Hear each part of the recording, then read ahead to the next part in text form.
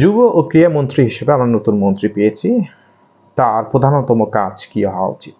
প্রধানতম কাজ অবশ্যই ক্রীড়াক্ষেত্রে সকল দুর্বলতা কাটিয়ে ওঠা, সকল আত্মীয়তোষণ সিন্ডিকেট ভেঙে দেওয়া এবং সর্বক্ষেত্রে যোগ্য লোকদের প্রাধান্য দেওয়া।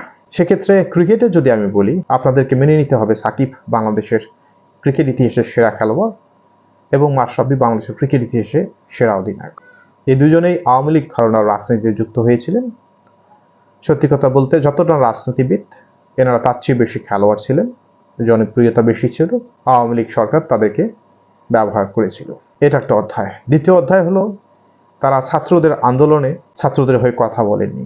বাস্তবতা দেখুন, বাস্তবতা হলো এই, তারা সরকারের একটা অংশ ছিল। যতটা আপনার আমার বলা সহজ, তাদের ক্ষেত্রে বলাটা কঠিন। এটাই হলো বাস্তবতা। অবশ্যই এটা অপরাধ হয়েছে, মারাত্মক অপরাধ হয়েছে। ব্যক্তি হিসাবে মাশরাফি এবং সাকিবের আমরা কখনোই এটা তাদের কাছ থেকে কামনা করতে পারি না।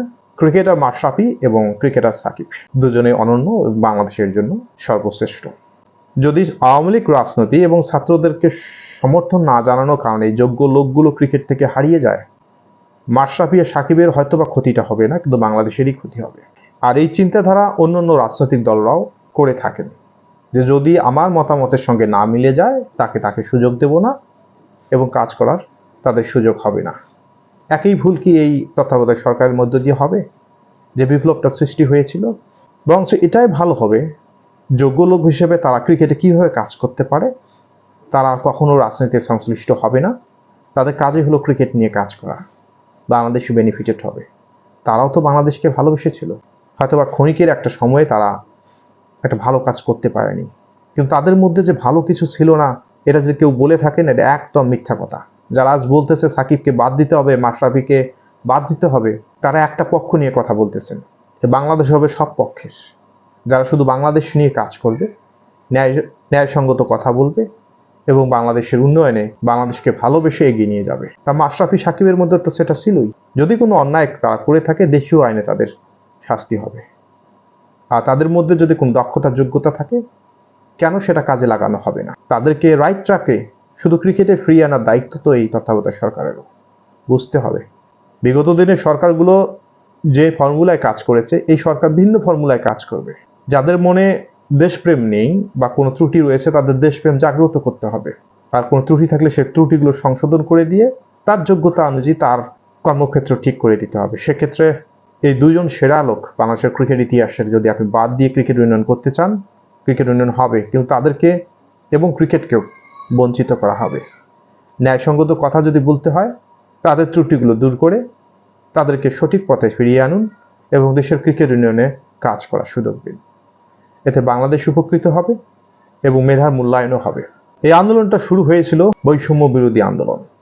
শুধুমাত্র ছাত্রদেরকে সমর্থন না জানানো এবং আওয়ামী লীগের রাজনীতি করার জন্য যদি তাদের যোগ্যতা থেকে তারা পিছিয়ে পড়েন এবং যোগ্যতার সঠিক মূল্যায়ন না হয়, সেটা অবশ্যই বৈষম্যের মধ্যেই পড়বে। আর এই বৈষম্য কখনো আমি আশা করি না।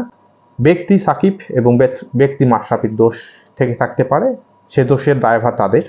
কিন্তু তাদের যদি ক্রিকেটে কাজ করার যোগ্যতা থাকে, বিগত দিনের বোর্ডগুলোর মতো নয়, যারা শুধু যোগ্যতার ভিত্তিতে বিবেচনা করবে এবং দেশপ্রেমে জাগ্রত করে পরিবেশ তৈরি করে দেবে, সেক্ষেত্রে ক্রিকেটের দৃষ্টিকোণ থেকে সাকিব আল হাসান অবশ্যই খেলার সুযোগ করে দেওয়া উচিত এবং তাকে শুধুমাত্র খেলায় ফোকাস দেওয়া উচিত এবং মাশরাফিকে ক্রিকেট ইউনিয়নে কাজ করার সুযোগ করে দেওয়া উচিত। এতে ব্যক্তি মাশরাফি বা সাকিব কতটুকু সম্মানিত হবে জানি না, তবে বাংলাদেশের ক্রিকেট সত্যিকার অর্থে উন্নয়নের পথেই থাকবে। কারণ মেধা, যোগ্যতা এবং সততা, এই তিনটি হলো সেরা বৈশিষ্ট্য, যেটা সবসময় মূল্যায়িত হবে, মূল্যায়ন করা উচিত। আর বর্তমান তত্ত্বাবধায়ক সরকার তো এর ভিত্তির উপর করেই তো বিগত সরকারকে উৎখাত করেছে। সুতরাং কোনো রকম বৈষম্য না হোক এবং সকল বৈষম্য এড়িয়ে যে স্থানে যোগ্য তাকে সে স্থানে বসিয়ে দেশের সার্বিক উন্নয়নে সহযোগিতা করাই শ্রেয়। কথাগুলো অনেকের খারাপ লাগতেও পারে, তবে যাদের ভালো লাগবে বা যুক্তিসঙ্গত মনে হবে, আশা করি আমার চ্যানেলটিকে সাবস্ক্রাইব করে দেবেন। ধন্যবাদ সবাইকে।